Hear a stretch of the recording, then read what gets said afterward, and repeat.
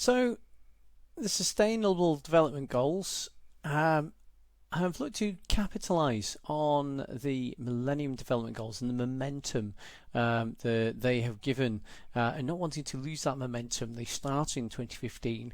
The same year that the Millennium Development Goals have ended, and they have also chosen a 15-year time period. But the Sustainable Development Goals are a lot more ambitious. Now, the Millennium Development Goals set some quite clear targets, which were very ambitious targets. I mean, halving child mortality sort of targets. We're talking huge sweeping changes, but a lot of the Millennium Development Goals were specific measurable targets, whereas the Sustainable Development Goals are much more about generic aims. So we need to think of outputs versus and outcomes. So the outputs are going to be outputs towards the targets, which are going to be quantifiable targets, and we've got a lot of them, over 160. And then the outcomes of achieving those outputs are going to be things like ending poverty in all its forms everywhere, and so that's what the goals are. So the if you're looking at this, then you need to think of things like, well, what do we define as poor? What do we define as poverty? Now, if you're particularly jaded, you might think, well, we're always going to have some poor people somewhere.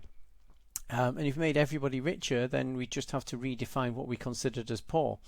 But the targets are quite specific. They talk about a minimum level of income for every human being on the planet who's working. And so when they're talking about ending poverty, they're talking about getting everyone's income above a certain level. That's the sort of approach that the targets are taking. So the goals themselves are more about outcomes. The targets are more about the outputs you need to achieve those outcomes. So end hunger, achieve food security and improve nutrition, and promote sustainable agriculture. So there's a few things going on with this. One is, of course, we're still getting a lot of people that are hungry, but they might be hungry, but within so due to the fact that they can't get enough of an income to afford the food that's available in their country. So if there's anything that you can do to make the food in that country more affordable for those people, which usually involves improving their income, then that's something that a country can seek to do to achieve goal number 2. But food security and nutrition are the two sort of really big ones here. Food security is probably a good example of this would be in Mozambique, where they have what they call the hungry months. So Mozambique covers pretty much every square metre of spare space in the country with maize, which is the staple part of the diet for most of the people in Mozambique. But due to the climate that it has, and the dominance of this maize crop, the country only really produces enough food to keep them going for 10, maybe 11 months of the year. And so when it hits those key points of the year in which it's not producing enough food to keep its own population going, it then has to import food from other countries.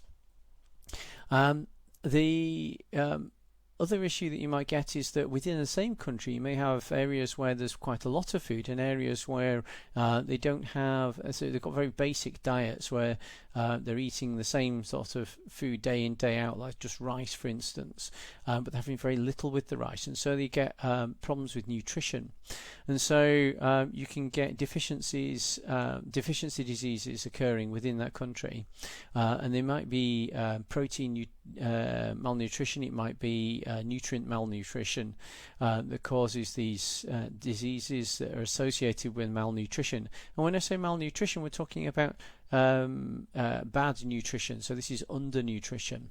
You can also get overnutrition, where people are eating too much and becoming obese. But the most pressing problem, so that certainly needs to be dealt with, but when we're talking about food, we're talking about trying to ensure adequate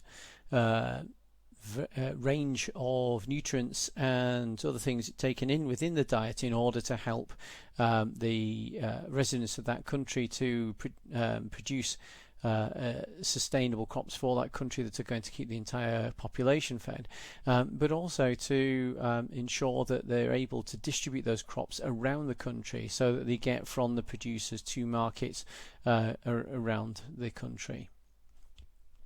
Sustainable agriculture has been covered because a lot of farming practices are starting to creep in where desperation and short-term thinking are eroding countless generations of farming techniques in which things like areas of woodland are being cut down so that they can make more farming space. But as a consequence, those woodland areas are no longer capturing soil and storing moisture within the ground of that woodland, and that then means that they're getting episodes of flash flooding, or they're getting soil erosion occurring, which is then having detrimental effects in successive generations after those trees have been removed. And it takes quite a lot to get things like those groups of those trees back again. Slash and burn farming is a very common in unsustainable agricultural practice, but also intensive farming techniques can lead to an awful lot of damage to the environment due to nutrient runoff into watercourses around and the sea around the farming areas. Ensure healthy lives and promote well-being at all ages, and so something with this is not just to make sure that everybody's well at all ages, but this is picking up the fact that people are making a lot of decisions to adopt unhealthy lifestyle traits, and this is something that's becoming more of an issue as countries become wealthier and as you get more non-communicable disease incidents occurring.